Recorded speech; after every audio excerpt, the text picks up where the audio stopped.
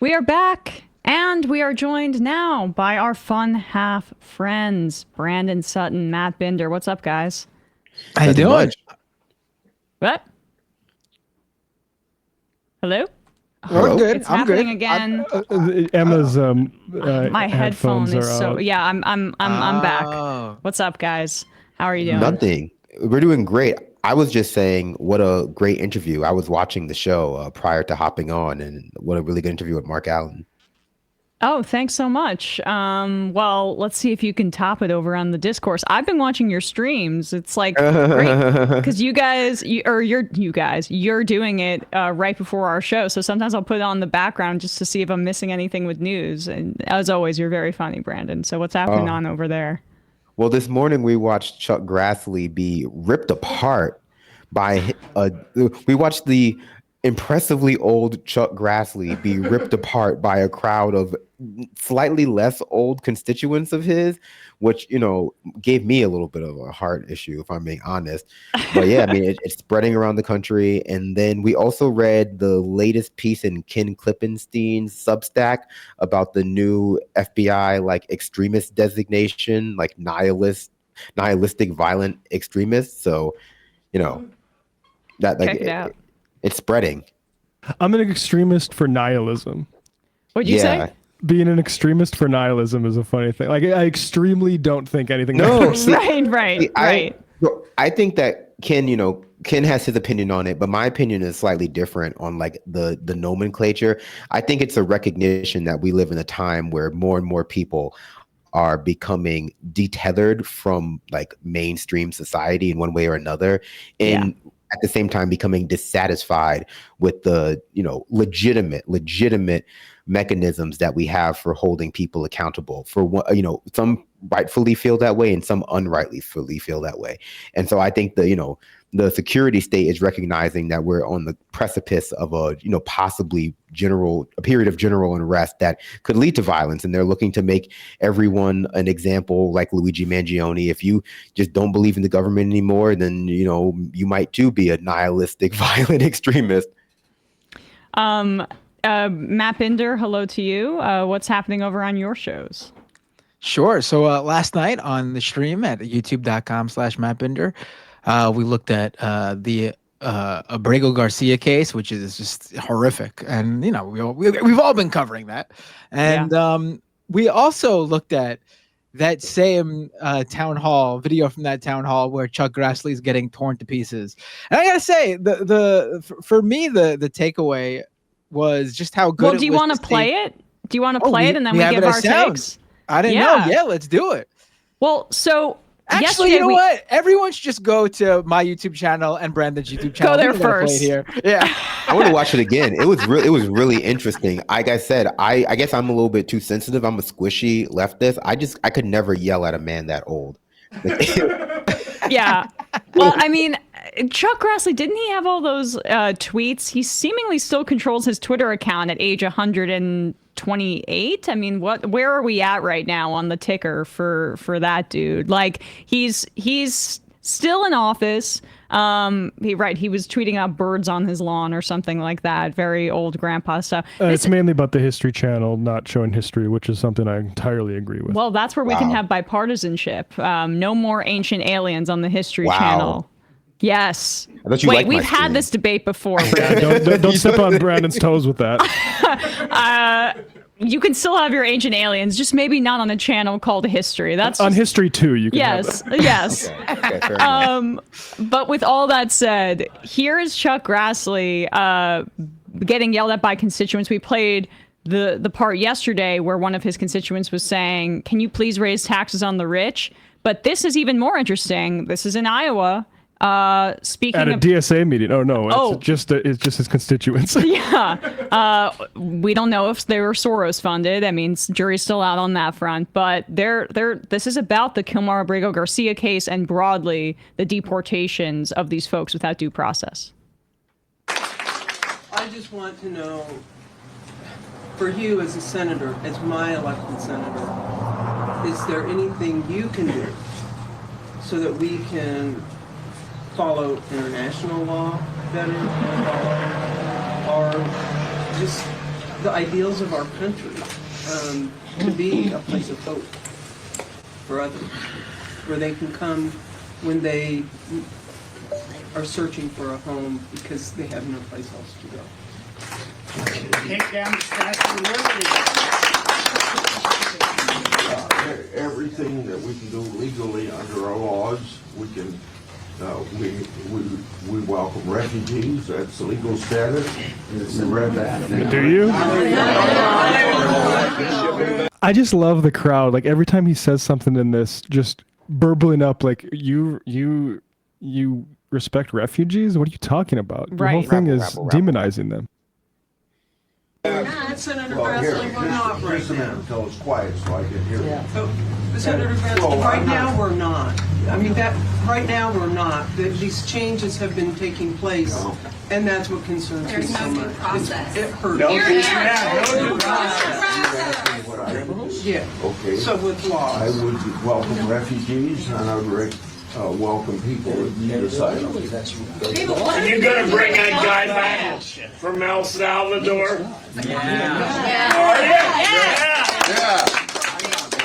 Why not? Well, because that's not power of Congress. Supreme Court said to bring him back. Judges are.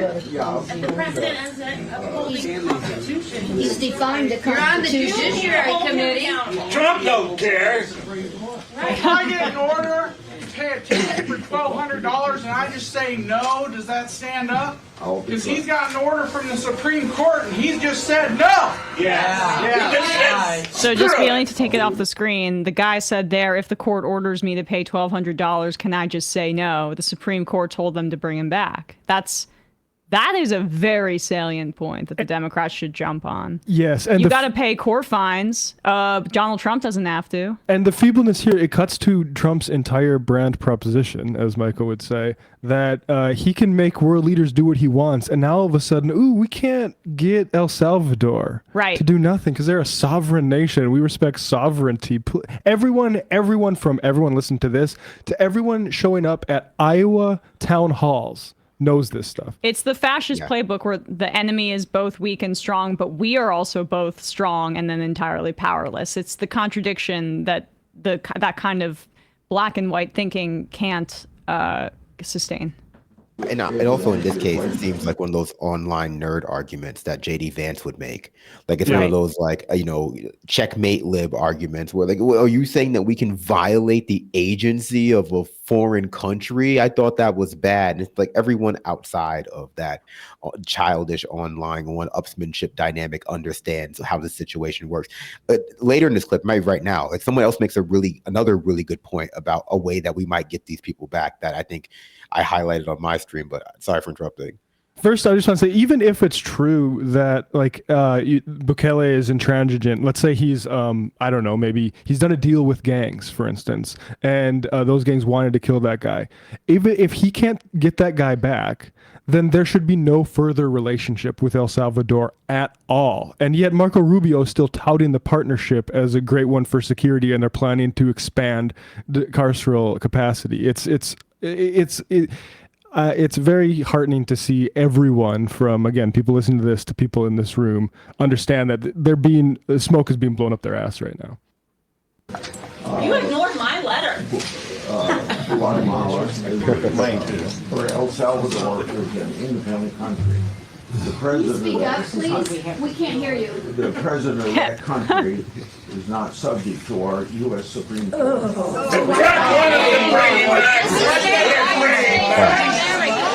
Yeah, that person calls it out. They said if Trump wants to bring him back, Trump would bring him back. Yep. Like, Yep.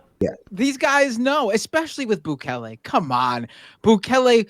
If Trump said to jump, Bukele would ask how high. That He's a dude lapdog. idolizes Trump. Yep. Yeah. He's a well-shaved lapdog. Go ahead, Brandon.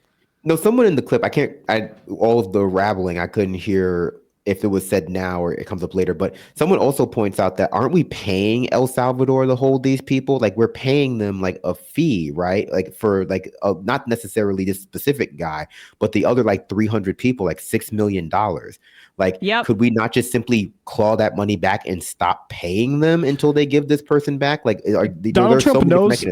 Donald Trump knows how to stiff contractors. That's one of his core, talents. And that was also confirmed by Senator Van Hollen, who said he spoke to the vice president of El Salvador, and they confirmed that he's being detained there because the Trump administration basically has ordered it, which flies in the face of the same arguments that they're making to the courts here in the United States, which is that it's outside of our jurisdiction. It's in El Salvador, right? So the walls are closing in on this complete lie. But here we go. For El Salvador is an independent country. The president. Speak up, please. We can't hear you. The president of that country. Sorry to pause it, but just wait till he says this. The president of that country is his own man or whatever, and listen to the woman go, ugh. Yeah. Speak up, please. We can't hear you. The president of that country is not subject to our U.S. Supreme Court.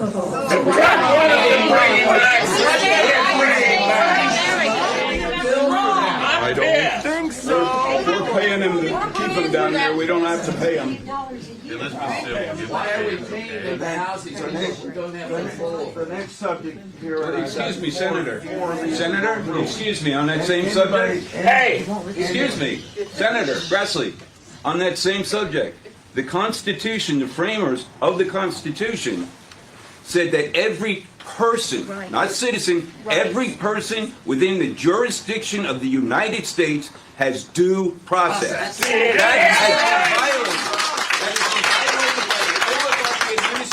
And we would like to know what you, as the people, the Congress, who are supposed to rein in this dictator, what are you going to do about it? These people have been sentenced to life imprisonment in a foreign country with no due process. Our government cannot do anything.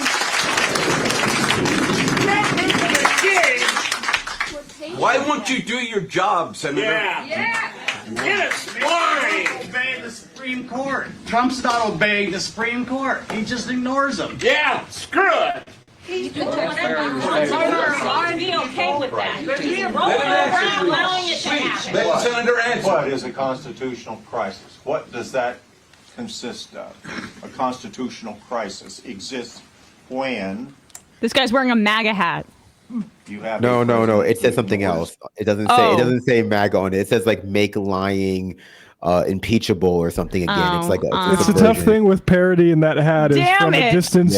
Yeah, you need about 4K in order to make sure the satire comes through. I Could know have been the we'd drum love to, fat. I know we'd love for that to happen, but we got to admit that if you're wearing a MAGA hat, you're still. There are literally people who are saying, I just lost my MAGA people who are saying, I just lost my job because of Trump's federal government cuts. I voted for this. And you know what? I'm happy I lost my job. I needed to be cut. I mean, we got to come to terms with the fact that these people don't care about You're right. I anything. was getting swept up in it. I just want to say, just real quick, there are people who who are okay with their kids dying because of anti-vax stuff, or there are significant others being deported because they think they believe in Mr. Trump. It's sick. It's a cult. Right. But that's also just like a sliver of people who voted for him, though. I think that's part of the thing that needs to be unpacked because like the Republican Party and his supporters and, JD Vance will come on and try to remind you, he has a mandate. He has a mandate. Voters voted for him and this is what they want. But like the people who are most ardent supporters of Trump are like a sliver of that voting base. A decent portion of people voted for Trump because they thought prices were going to go down. A lot of them voted for Trump because they're like one issue Republicans, like they hate abortion, they hate black people, they're Christian or something like that.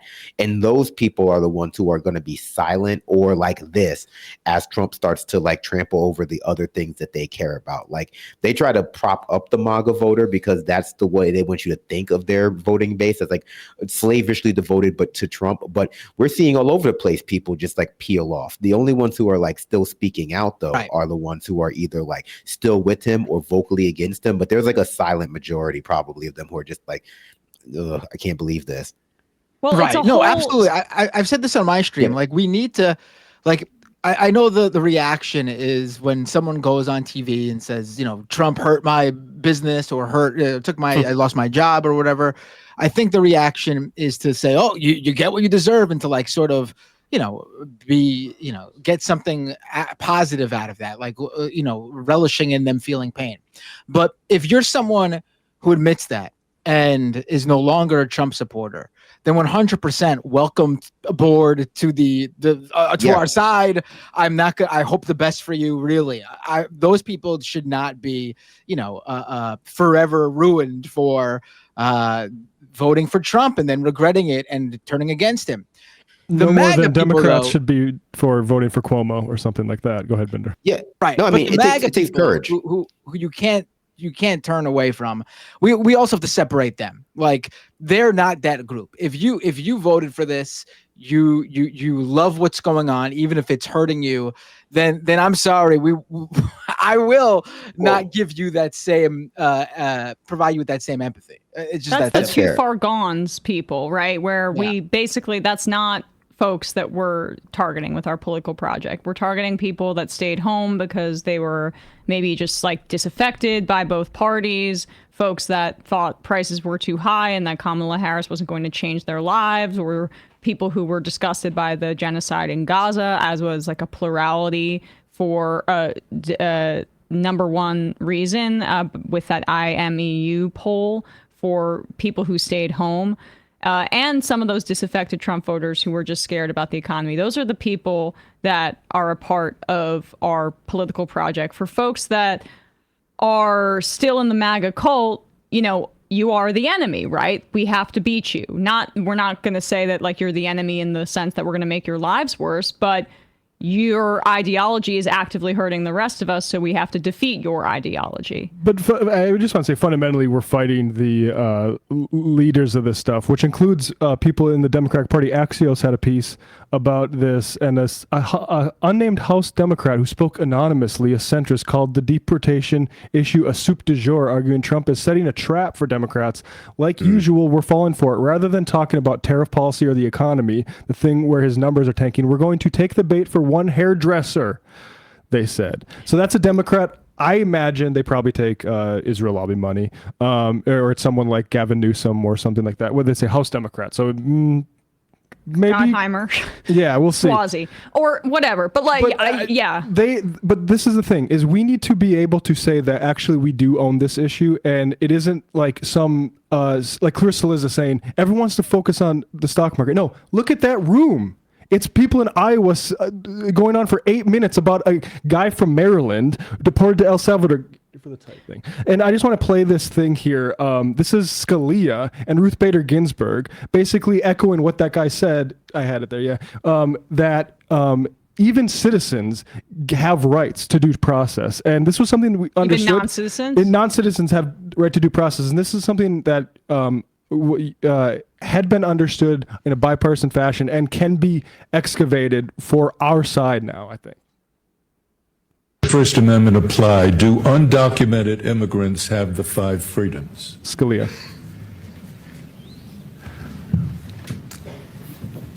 Oh, I think so. I think anybody who's present in the United States has protections under the United States Constitution. Americans abroad have that protection. Other people abroad do not. They don't have the protections of our Constitution. When we get to the 14th Amendment, it doesn't speak of citizens. Some constitutions grant rights to citizens, but our Constitution says persons. And the person is every person who is here. And I just want to say, anybody who thinks in response to that saying, oh, well, it's not a suicide pact, you are a Nazi. Yeah. And you want to throw away what actually makes this country great. It's important to say that we need to reclaim this. I saw that quote from that anonymous House Democrat. And unfortunately, I think that this is a sentiment that is more widely shared than we would like. Because by rich people, especially. I saw Hakeem Jeffries on with Jen Psaki. It was a broadly inoffensive appearance, but you can see, if you're somebody that follows politics like we do, when somebody is trying to get their message across and how they reorient the conversation. And Jeffries kept bringing it back to tariffs and the economy, because what they're hearing internally is that let's not take the bait on everything Donald Trump does. We need to be focusing on the kitchen table issues. Like we own stock. And I hear that if that were about building towards like Medicare for all or student debt forgiveness or free an actual college industrial policy that wasn't just we love free trade more than the Republicans now. But that's not what it is, really. It's about, they think that they're being smart by laying in the weeds and not addressing this, where the point is if you're going to play this game about responding to certain things Trump does and not responding to others, at least be smart about it, right? At least play the game well, because you see the polling on this issue and you see people in that room. People are outraged, scandalized. I saw Dave Weigel, who's always on the road, saying that he's overhearing this story in bars in Ohio or different parts of the country. This is not the time to be on our heels, both from a moral perspective and from a political one. I mean, I'm sure based on what people are seeing, these videos we're seeing of people at town halls agree with me. I think this is the most pressing issue right now, honestly, because of the broader implication. It means way more than anything that centrist Democrat just mentioned. Sure, all those issues affect you in some way, but none of it regards your government abducting you and then trafficking you to another country whenever they want. And we've already seen story after story of people getting to that brink.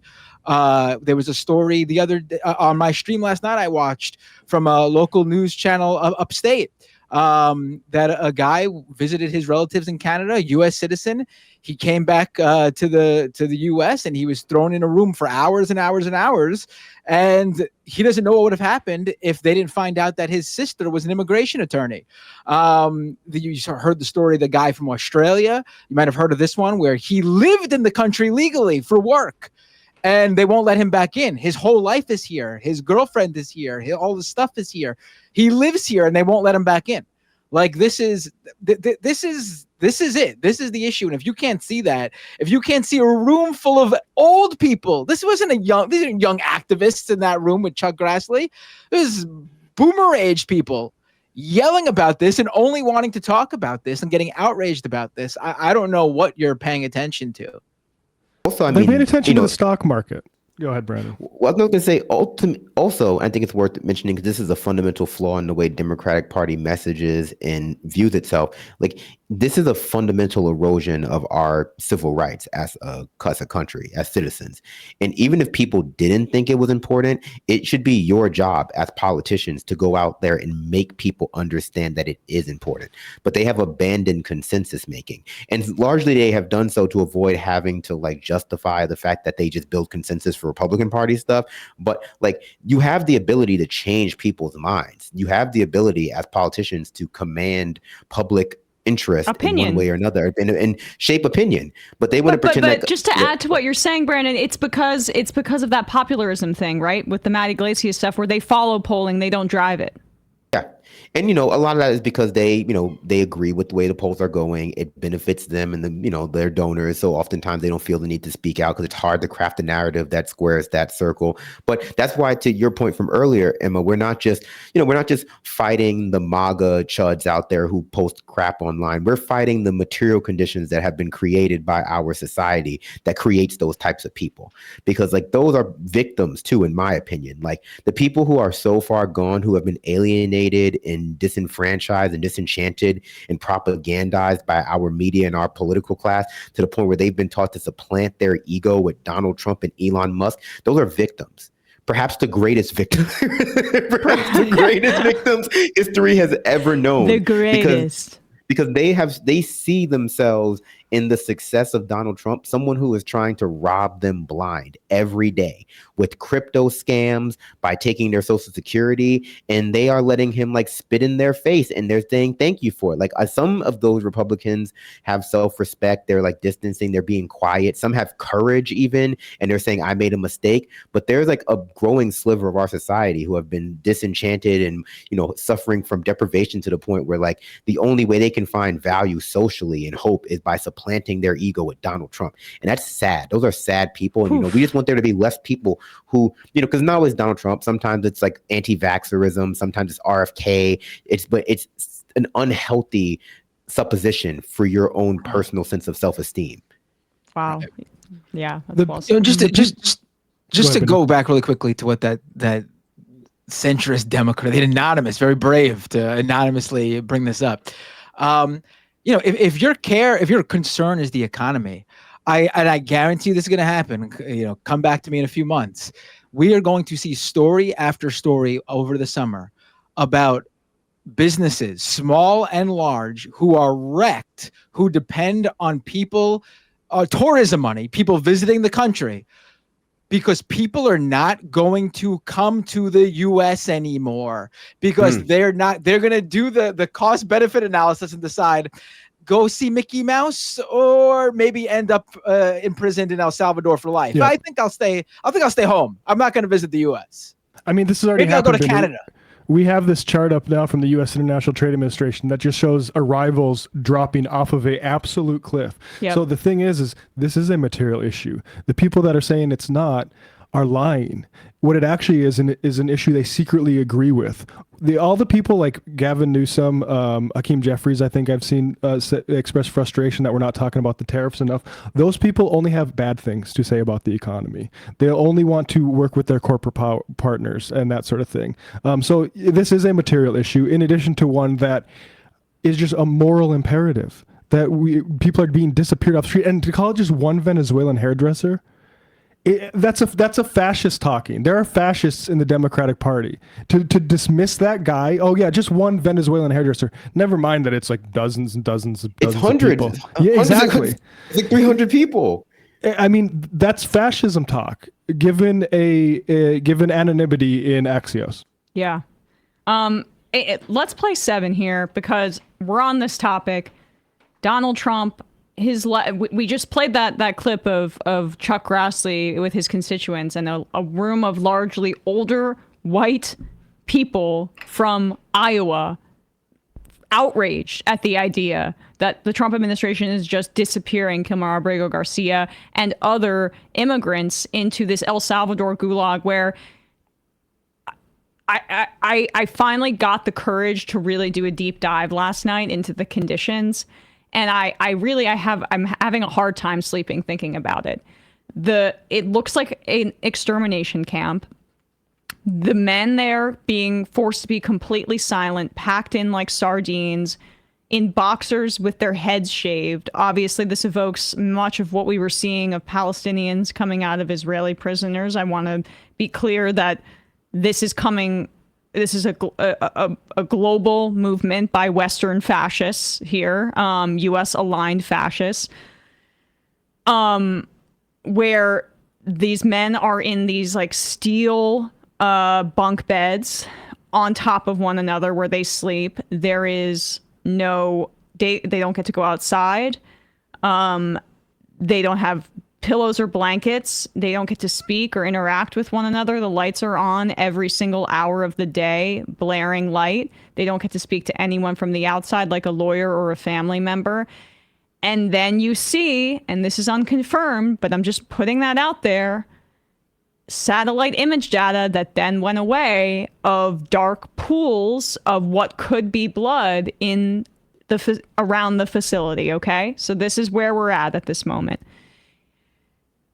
This is where the administration just sent people from U.S. soil without due process in violation of a court order. And I say all of that to underscore just the level of seriousness of what we're experiencing. And the judiciary. We should stress too. We should stress too that the people who were there, the vast majority, have not been given any due process. Whether they're they were put there by El Salvador because they live in El Salvador, or whether they were put there by the Trump administration and shipped there, trafficked there. The majority of these people, their crime is having tattoos. Seriously, exactly. That appears to be the crime here.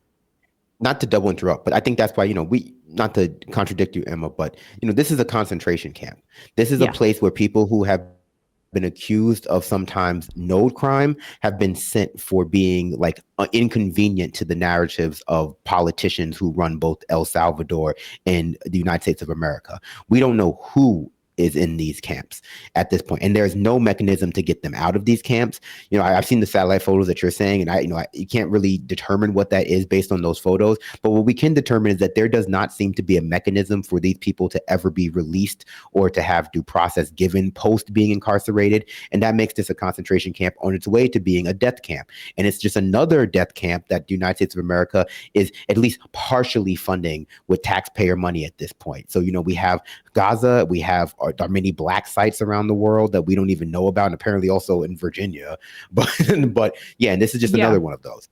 I mean, it's important to point that out. And that's the part of the selling point is that the government of El Salvador says, well, Bukele, I have sole discretion to put somebody in, and I have sole discretion to take somebody out. So, and if people go in there, they never come out. Well, what does that mean? What does that mean? And how could that ever develop? Like, there's certain type of folks that say, like, well, he's actually sort of popular in El Salvador, and like so was Fujimori in Peru for a little bit. Like authoritarian crackdowns, especially when it was preceded by violence, partially by gangs that Bukele has done deals with to keep, like, say, MS-13 people from being extradited to the United States. There can be a brief respite because the people are so beaten down by conditions, very often informed by our foreign policy, like for the last few decades. But this can't go anywhere positive. No, I don't care about his approval rating domestically. I mean, Netanyahu, and his actions in Gaza, it's over 70% approval rating for the entire ethnic cleansing and genocide of the Gaza Strip. There's a certain level where at some point, has to be international pressure to end these kinds of practices. And this is where I just want to bring it back to the clip we're going to play here is all of this horror that we're describing is the courts can say, the Supreme Court said 9-0 that they have to facilitate Kilmar Abrego Garcia's return. They're not doing it. Now we're going to go through this other process. Boasberg says that he's beginning contempt proceedings for the shipping of the Venezuelan migrants and the fact that the administration defied that order. But there's no enforcement mechanism here, right, for the judiciary, which is why the legislative branch should be doing its job. But the Republicans are entirely captured by this cult of personality. There should be impeachment proceedings starting yesterday in the House and the Senate, but they're controlled by Republicans. And so that's not going to happen, even though this is so flagrant. And here is Lisa Murkowski, who I think might be flirting with the idea of becoming an independent or caucusing with the Democrats, because she's up in 2026. And I think it's Mary Peltola, who's their one member of Congress, if I'm not mistaken, in Alaska, their congresswoman at large, who possibly is considering primarying Murkowski. That's just my speculation. So I wonder if she's considering caucusing with the Democrats. This is what she described as to what the situation is from the perspective of a Republican and why she's afraid to speak out. What do you have to say to people who are afraid? Or who represent people who are afraid? We are all afraid. Okay?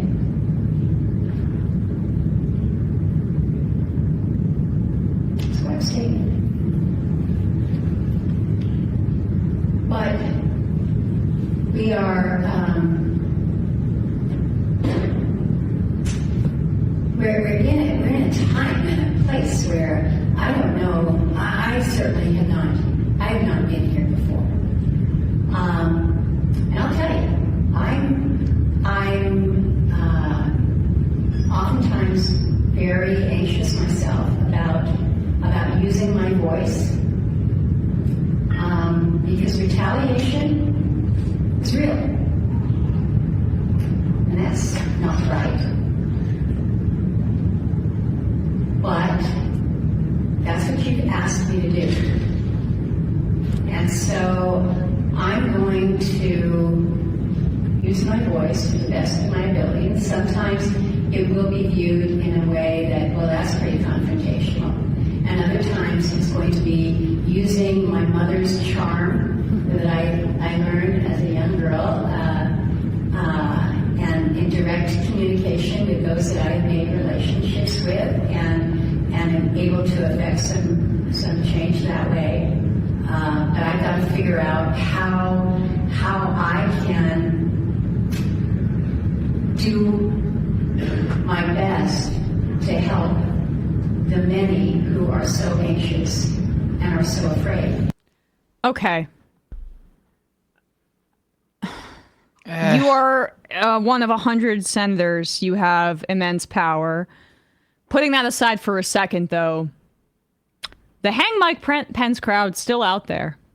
And that's... pardoned. They got pardoned. And that's the calls that, you know, when you hear about some of the calls that Alexandria Ocasio-Cortez gets, or Ilhan Omar, or Rashida Tlaib, people on the left, or even Nancy Pelosi, just by being a leader of the Democrats, I wonder what kind of calls these Republicans are getting. This doesn't excuse any of this cowardice. If you're not able to stand up to this, this is what your duty is. You're well compensated for that.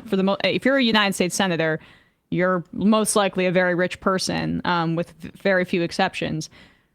You've got to stick your neck out. And if you can't do that, you resign and make space for somebody who can do that. Because I just don't even understand. She's not being specific about the retaliation. Where is it coming from? What does it mean to use your voice? Like, we only have the ability to use our voice as people who are not part of the government. Use your power. You have a veto. Yeah. So I'm both like, you know, she's probably the only Republican senator that we can hope for. Like, maybe even Susan Collins is like weaker than this woman at this point, right? So they're both so pathetic, but it's also just like I wish that they could be specific about what the threats are that they're experiencing, because it's clearly not just made up. I think the Republicans are getting death threats from MAGA people. I mean, aren't they always getting threats, though? I know we had that, was it Tom Tillis playing his voicemail that was full of threats? But I would imagine that if you're a politician in America, you're like always getting threats. Like, this just seems like one of those situations where they're also afraid of political retribution, because Trump still has the power to make you lose your seat as opposed to just like lose your life. And a lot of people, like, they rely on their access to power to enrich themselves in a way that, like, you know, they still feel like, if not ingratiating yourself to earning the ire of Trump, is a good way to end up not just out of power, but, you know, blacklisted from all the Republican talking circles and things like that. Yeah. Right. Yeah. I mean, we just saw another U.S. senator just yesterday go to El Salvador to try to attempt to see how Abrego Garcia is doing. Without a doubt, putting himself in danger, because who knows what the Bukele's government would do. And on top of that, if they did something, would his own government do anything for him? Absolutely not. Trump wouldn't do anything. So, like, the idea that you won't speak up when there are other people who are meeting the moment is, I mean, come on. You gotta. It's pathetic. Yeah. I'm trying to be generous, to be constructive, but then I get mad again when I think about it. Also, I just want to be clear. Mary Peltola did lose her seat in 2024 at the end. Well, still, obviously, to a Republican, still has the opportunity, I think, to primary or to challenge Murkowski down the line. But yeah, it's I don't know where we can expect courage from either, because even the Democrats aren't fully behind standing up to this fascist administration. I think everyone just seems like they're trying to pinch their nose and get through it. I think Republicans are afraid, at least the political class. I feel like Republicans are afraid of speaking out against Trump because that means that in the short term, they might lose their seat to like a more MAGA adjacent, like primary challenger, maybe in 2028, maybe in 2026, 2028. I feel like Democrats feel that they can rely on Trump to make everyone so actively miserable that they just come running and begging for whatever like empty suit they can fill with a white guy who's vaguely tall and has nice hair. And so like I feel like our political class has just kind of like abandoned the people to, you know, engage in just like waiting out the clock because of how like chaotic and disruptive Trump is. Yep. Yeah, I think that's right. And hoping that they don't come for you, which is probably not a good thing to do under a fascist administration, if history serves.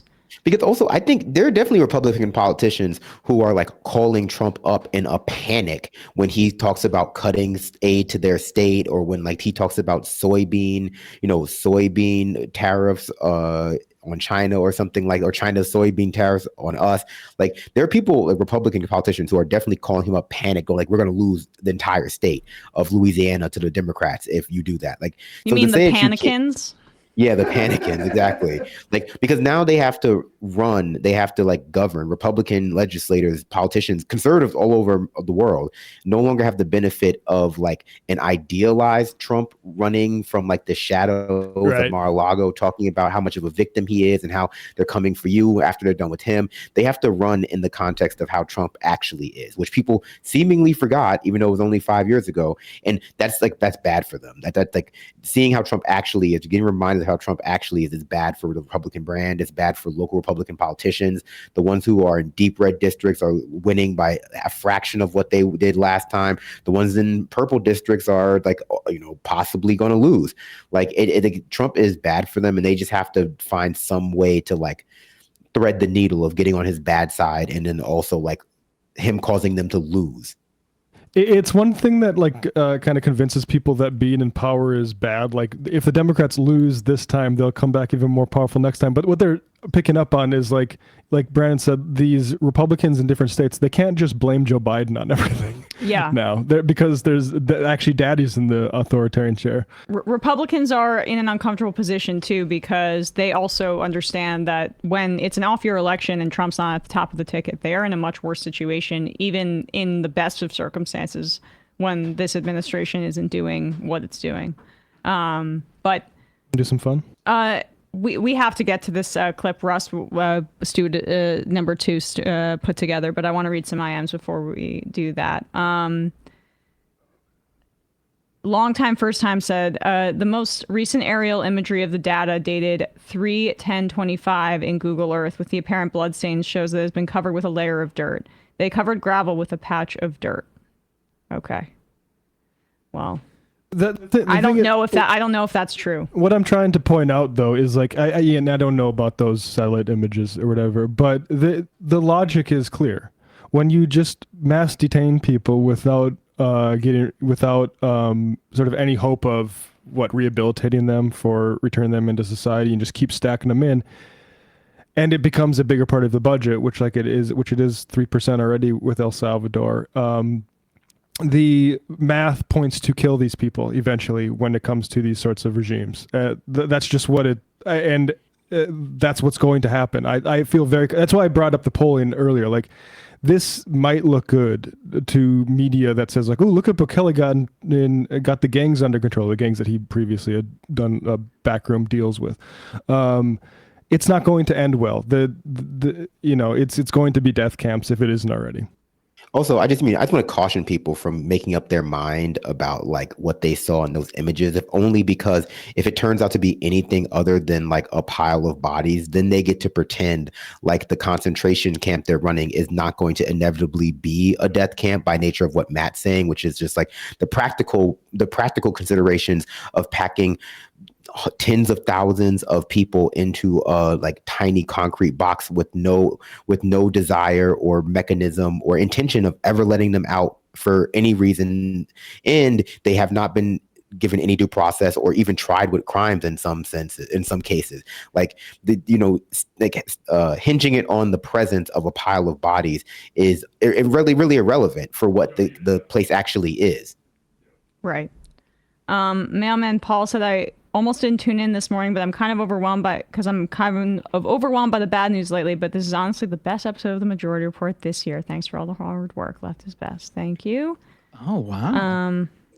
Glad myself and Brandon are a part of the best episode of the year.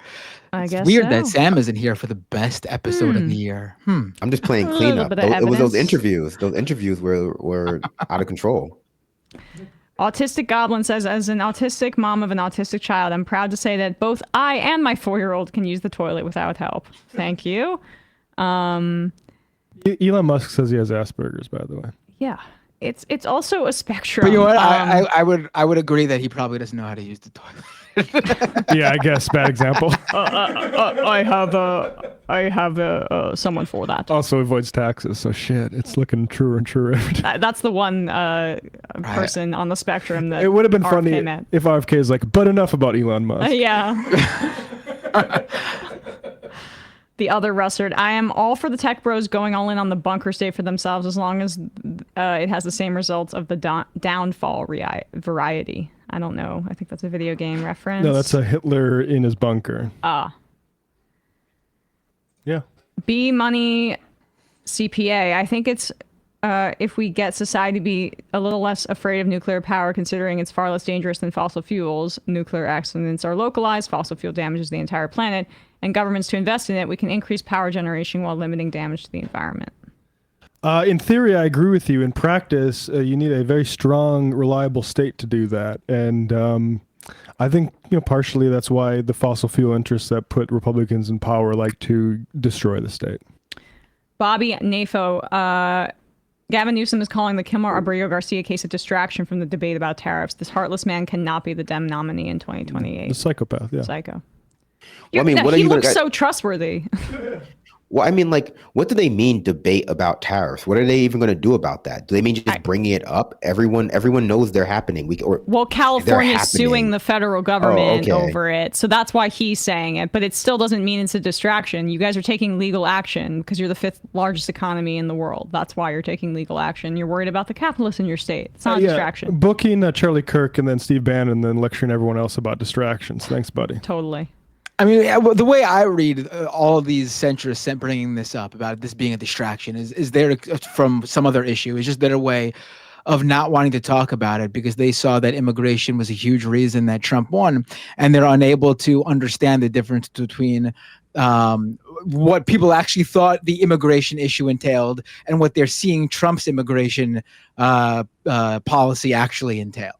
And they're refusing to evolve with the idea that, you know what, maybe most people actually didn't vote for this particularly. Also, suing Trump about the tariffs is that really going to actually do anything? As ultimately the Supreme Court will likely have the last say on whether any of that stuff is, enacted or followed through if they do challenge it in court.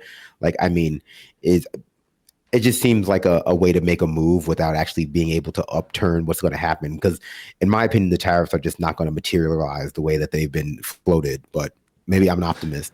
I mean, focus on that's the thing with the tariffs. It's like people ultimately will care about that when they lose their jobs. And then it's time to talk about it. This whole thing that you need to glorify, free trade. I'm sympathetic to the idea that you should attack Trump's legal ability to do this when he cites things like, I need to do this because it's an emergency because Justin Trudeau is smuggling fentanyl to kill Americans. That's just a Nazi lie. And that shouldn't stand up in court. But I think Brandon's right. There's other ways that he can do this sort of stuff. And again, what are we... Hurry up and pay attention to our court cases. Okay, man. Future reaction, Emma, I was thinking Viking or Nordic horn might be fun and more appropriate than a shofar. Yeah, it might be. It's a little more culturally specific to me. We'll have to get our ethnically specific horns calls from a distance down. Yeah. Viper, with respect to Bukele being popular in El Salvador, people under duress almost always swing towards fascism. Just look at post-World War I Germany with the massive debt. Caliban, it does kind of annoy me that the term extraordinary rendition is not part of this debate. The process of forgetting the past, rehabilitating old war criminals like Bush, it's so frustrating that we can't connect with the past today and have any moment of reflection. Yep. Internet user, I listened to Russ's podcast episode of Finkelstein and Finkelstein entitled The Border. Your dad's argument comparing migration of Jews 115 years ago and those coming from Central and South America as an example of apples and oranges is a blatant disregard for the humanity of those different from himself. I thought you were very nice to him the whole podcast. I plan to listen to more. Thank you. There you go. Although not there you go for your dad, but there you go for pushing back on your dad on the podcast. Yeah, I'm going to see my dad this weekend. Actually, he's going to be in town. I'll tell him. Everyone thinks I'm right. We all wish for that moment. Rob from Dadum, if anyone wants to know what a weak state federal budget cuts in nuclear waste results in, keep an eye on the Hanford nuclear site in Washington State. It's one of the worst, most expansive construction projects of all time and the most toxic place in the U.S. Yes. Pack says sort of the despair half today. Yeah, Russ, I want to get to this, but it's 5 minutes long and I want to give it its due. Yeah, Let's do it tomorrow. We'll save it for tomorrow. Let's do it tomorrow. Is that the Nordic horn? That is the German, because I'm a German person. That's how I think of myself, because of my ancestors 100 years ago. That is the Alp horn. Sorry to be culturally insensitive, but we're not doing German horns on here. It's a little too close to home right now. Bury that cultural heritage deep, deep down. That time you go with German horn. Yeah. Ricola, it's one of those things, right? I love a good Ricola. You were talking earlier in the show about, we were talking about splitting off certain types of Trump coalition folks that aren't the true MAGA believers. Uh-huh. And there's this interesting video by YouTuber Too Lazy to Try. That's the number 2 lazy to try. On YouTube, a video entitled "Joe Rogan's Friends Won't Stop Roasting Elon Musk," and I just think this might be This guy, Tim Dillon, still have some people I grew up with that are, friends that are conservative. They all love this guy, Tim Dillon. Right, yep. Okay, so this is the only thing I know about him. They like Shane Gillis, who I actually think, for a conservative, is pretty funny. I don't know much about I don't think he's super conservative. I think he said some problematic stuff in the past. Whatever. He's pretty funny. But he is funny, yeah. But this guy, I don't know much about. He's adjacent to a lot of comedians. I like the Stav sort of stuff. But I saw him interview Candace Owens and thought less of him for that. But this stuff is funny. People listen to these guys a lot. So the more mockery of the right that we can get, the better. Look like one. So some of Rogan's comedy friends are like, he's just trying to gaslight us here. This is crazy. And Elon also never even denied doing it. He's just like, again, talking about the Nazi salutes. With the Nazi stuff, but of course, who did deny it for him? Joe Rogan. Of course, he'll jump at any opportunity to defend Elon and embarrass himself. And it's funny, he said people only believe it was a Nazi salute because it fits their narrative, but it sounds like most of his friends believe that, and it kind of goes against their narrative. I mean, Shane Gillis, his reaction was like, I know I'm supposed to defend that, but that's a tough one. And it seems like most of Rogan's comedian friends mocked Elon for it, and they thought his response to it was also really bad. So I give them credit here for having their own opinions and not just going along with what they know Rogan would want them to say, because this also just shows how Rogan will shamelessly defend anything Elon does, even if it makes him look completely ridiculous. But all these people on Twitter are just chiming in saying it's clearly a Nazi salute. He's doing a Nazi salute. Yeah. No. So dumb. All this gesture means is Heil Hitler. This is all this gesture means. It's so dumb. It's not clearly. Yeah, it's crazy. The whole thing's crazy. But that's a sign of the times, and they couldn't help it. They saw a thing, and they're like, "This is we're gonna run with it." But tossing a fucking that was crazy. That's Gillis. Not that much. That's not at an inauguration. Political rally. And then being like, "Oh my God, enough with the Nazi stuff, dude." It's like that was wild. That was a close one. Fascism is real, folks. Here it is. My heart goes out to you. Oh, you didn't do it though. You didn't do it. Wait, pause it. He didn't do it. Move your hand. You've got it tilted a little. It's because everyone knows what it is, or at least resembles. And despite the rise of fascism in America, Nazism is very unpopular. Nazism is the most discredited political ideology of the history of political ideologies.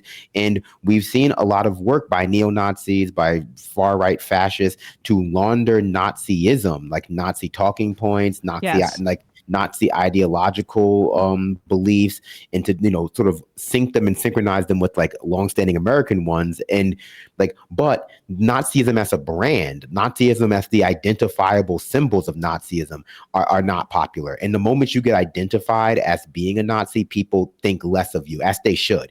That's why it's such hard work to like launder that stuff in, and they spend so much time trying to make you think it's just, this is just being conservative, or this is just some other legitimate ideology. Because once people realize that, oh no, he's like a swastika wearing like goose stepping Nazi, that's bad. We know that's bad. That's part of the American brand too. We need to do a better job of connecting fascism to Nazism then, right? Because like Stephen Miller is a Nazi. He's married to a conservative Jew. But in like the 21st century here in the United States, Zionism is a part of the Nazi fascist movement of our country. Like, and you look back like when America in the 80s say, we can't give arms to Guatemala because they're doing a genocide. Guess who was routing American arms into Guatemala? It was our friend Israel. And so the point is just like we have to do, I think, better jobs of showing that the Nazis were a fascist movement, and also that it has echoes of what like this administration is doing.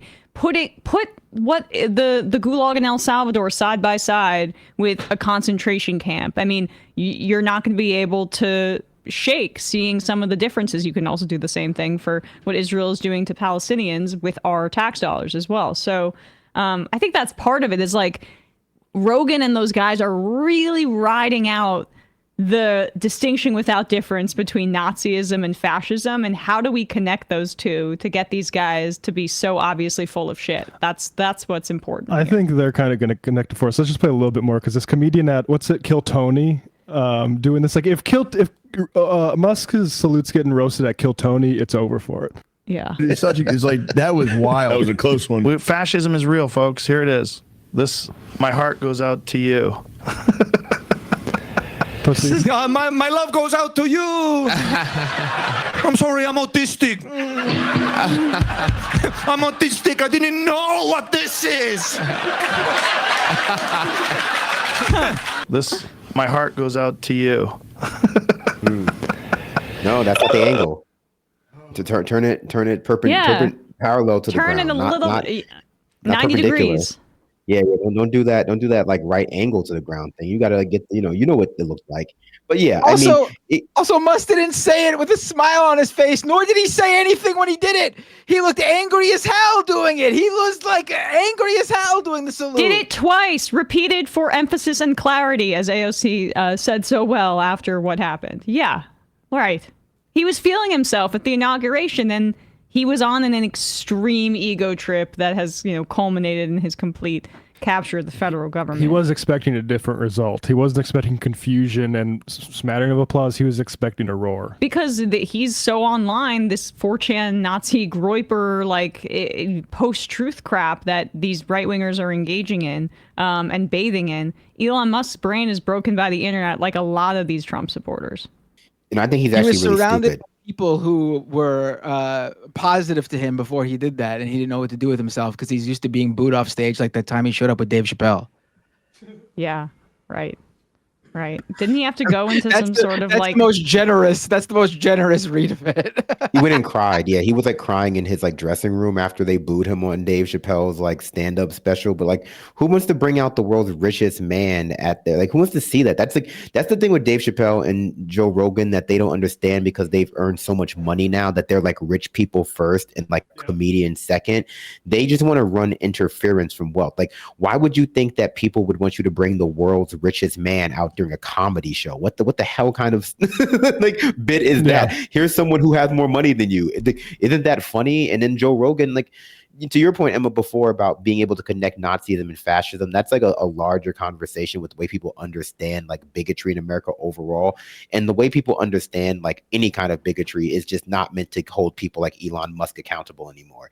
It's meant to like excuse his behavior one way or another. And, now it just stretches credulity because he's so vocal about it. Like he's so vocal about how much of a how many sensibilities he shares, coincidentally, with people of a Nazi persuasion.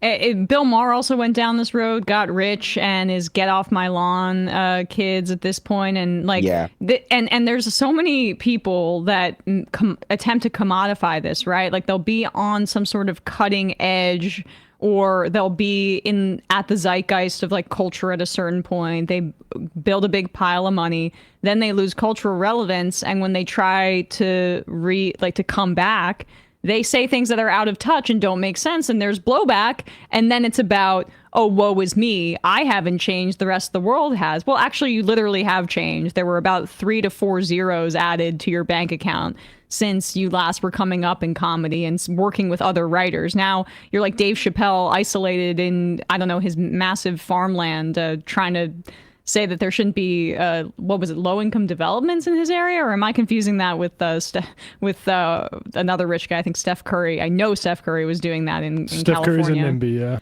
yeah. But he spoke out against like low-income housing in Ohio. Like Dave so Chappelle. It was him too, right? Chappelle did. It was a while ago now. Yeah. So, I mean, like, but that's what it becomes, where then they have these huge platforms and they're able to kind of speak to a similar audience with this reactionary grievance, and it's not interesting at all. And it just comes back to that. And Rogan is a key figure in that. And also, I mean, they replace their audience with like reactionaries. A lot of people, especially on the right, will tell you that they don't like a comedian until he gets accused of a sex crime. Then suddenly, like Russell Brand is their favorite comedian. And you're like, oh, because I mean, I don't like stand-up comedy that much anymore. But back in the early 2000s, like I liked the Chappelle Show. And I'm not a fan anymore, but I'm sure my place has been taken by like some like right-wing guy who like likes the way he talks about trans people. And so it's really just trading one audience for another, which I mean, you get the audience that you pander to. Yep. And Joe Rogan I feel like he's panicked a little. He's a panicking because CIA handler is telling him he needs to get those numbers back up. Yeah, those numbers he's losing ground to like the guys that are giving them the real thing, not just the Elon Musk PR hour or the CIA spook PR hour. I mean, you can just go if you're more humanist. I don't agree with a lot of Theo Von's politics, but that's a similar kind of podcast that you can go to. Or if you're just a right-wing freak, there are a variety of different streamers that you can go to. If you're an anti-Semite, you can listen to Candace Owens, who's still consistently now a top 5 political podcast in this country, who's tapping into this new yearning on the right for like, okay, we want to talk about what we're seeing on TikTok on our phones because we're young conservatives. We're seeing what some of these leftists are seeing about what's happening in Gaza. But Candace steers them towards hating Jewish people. There are more alternatives now. It's also why the Daily Wire is collapsing as well. And it's a problem for comedians because I think comedians, like, during the Bush era, it's like, oh, they're all liberals. I think part of them just have like oppositional defiance disorder. And so like all these people who were sort of anti-Biden and anti-woke during the Trump or the Biden administration, unless they're like true believe MAGA people, they're going to shift because, the person in authority, Americans tend to hate them. Yeah. It's like the opposite dynamic with all these right wingers who see like Rage Against the Machine or a punk band or even like a pop punk band like Green Day, and they get angry when like, oh, they're not saying like F authority to like LGBTQ people because they're more accepted now, or they're like, why are you not against the popular culture? When it's just like some of the more progressive stuff got accepted in the broader culture, and they're upset that like they're not speaking out against this because they're so deranged. They think it's always got to be against who's ever in power or whoever is being, whoever what they perceive as being more popular. And unlike comedians, I guess like the punk scene or the people in those bands are a bit smarter and don't just reflectively go against whatever's popular and jump to the other side. Well, good job to Green Day for saying Free Palestine at Coachella and speaking out about that. But like those guys were in opposition to the Iraq War and to Bush. I remember that from back in my childhood. So I don't know what they're remembering, but it's also they're so anxious. They feel like they have a short moment where they have control over the culture. Some of their podcasts are the top in the country. They think Trump is cool again, and then you can say the R word, and you can call people gay slurs and get away with it now. And that's like the totality of what a lot of these guys are interested in with this Trump era. But that's short-lived, right? Like we're much like Brandon, you brought this point up about how this felt like to you a little bit like Bush 2.0, where there was a really short shelf life before the culture started to entirely turn on conservatism and the Iraq War. And I feel like we're a little bit at that point. It's happening more quickly now because of the level of just like complete barbarism that this administration is engaging in and lawlessness. But all right, guys, we're going to read some IMs and then get out of here. I just want to shout out Zephyr Teachout real quick, because I did sort of take issue with her endorsing Zelner Myrie, but she is now endorsed Zoran Mamdani as well. So good for her. Good for her. And she also wrote that excellent review of Abundance that people should all read. Apparently, Cuomo is out there criticizing Bernie and AOC for going on their oligarchy tour. So hopefully that speeds up AOC coming out and endorsing in the mayoral race, because we can't have Cuomo. We just cannot have Cuomo. Who needs public matching funds when Bill Ackman will just write you a $250,000 check? Yeah. Cuomo's just like not showing up to events. He's truly doing the name recognition thing. And more needs to be done for these people that will fill a room with Cuomo. The political class of New York is about as disgraceful and disgusting, particularly like the women politicians, but honestly, like it's everybody. This guy is a sicko. He's personally like a nasty person, but also a political hitman, and it is a sign of corruption that people would stand and applaud for him. Yeah, Bill de Blasio was asked, and he just said, "I don't think Cuomo should be mayor." He said, "Yes." Yeah, he did say that. They have a long history. Yeah. All right, Kentucky leftist. Nah, sorry, Matt. If you want German distance call, then you have to do a yodeler. I want instrument. Tippy tappy toe. The voice Elon is an Musk. instrument, Matt. The voice is an instrument. Tippy tappy toe. Elon lost his penis in a freak accident. We don't know. We can't confirm that or deny it. Revolutionary status quo. Some Congress people definitely act like losing an election is worse than losing their life. I do think that actually is something. I think like Bowman and Bush, despite losing the next election, I think played a good role in Congress. And I think, if we are in a position where it's tough to keep track or keep control of certain seats after you've shown yourself to be a, say, opponent of Israel, it's still worthwhile getting in power and exercising it for when you can. Sax repair, something that looks like a large pile of something with a large amount of red liquid surrounding it. Yeah. But we hesitate to. We're not going to say stuff just based on inference. We have to get more. It's already the largest detention center in the entire world with human rights abuses. Tyler in Colorado, they are 100% killing people in that concentration camp. The UN needs to be sending in inspectors. Where's Soros bribing some guards to let some people out? I'm half facetious. I'm half joking. Half. Clever leftist meme. Naomi was just on my campus at UW Tacoma. Really appreciated her being here. She said something to the effect of, we need to have more bandwidth to listen to people we don't agree with. I understand this in the context of her research, but my first thought is, well, what if someone like Steve Bannon is going to visit my campus? I'd oppose them and even try to organize a rally to show opposition. Does that run counter to her idea? I don't know. I can't speak to her ideas. I would assume that she means folks in your community and not like powerful people. Yeah, it's like Yanis Varoufakis to that Unheard guy. It's like, well, a lot of voters have these. It's like, well, I'm talking about the politicians that are cultivating this hate in people. And so, no, I think Bannon, you go there, and the second you want to protest it, you protest it personally. Yeah, particularly any like Yoav Gallant or any type of IDF or Israeli folks. I saw someone saying they pulled a fire alarm on him. Yeah, well, there was no war criminal alarm. 5 more, and then we're going to get out of here. Dave from Jamaica. Rogan is a coward. He will only go after his friends who disagree with him if their clout is low.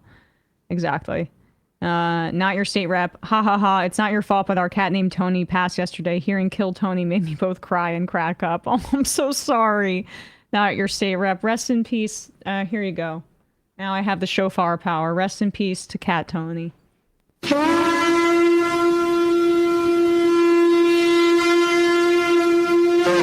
Bradley from Texas. Hey, I'm a great interviews today, and you were great on Matt Lib's pod. Yourself a gun left is best. Thank you. Yes, I had such a great time on Matt Lieb's. I think he meant to say, pod yourself a gun, which was a Sopranos recap podcast. That is, I was going to say, do you talk about Sopranos? They ended it, and now it's Mad Men. So, which is my favorite show of all time. So, I had a lot of thoughts. Dixon Butts, haha, says Emma should use the Carnix. The Celts used it before battle, and it's scary as hell. All right. Or Celts, sorry. Celtics on the brain. Paradise of Idiots, iDubbbz came back with a content cop on Ethan Klein, if you follow that drama with Hassan and Noah Samson. I've never heard of Content Cop before yesterday, but I heard about it, and it seems pretty thorough. It's a good video. Dark Soul. And Ethan Klein should listen to the what they're saying and wake up. Dark Soul. On the topic of Green Day and Rage Against the Machine, it's interesting to see a younger generation or just people checked out during the 2000s not immediately recognize Netflix's Devil May Cry, featuring both bands, just being the war on terror down to the World Trade Center being the kickoff point to an unjustifiable invasion of a land to extract resources. Fun series either way, and definitely getting under the skin of the dumbest people. And the final IM of the day.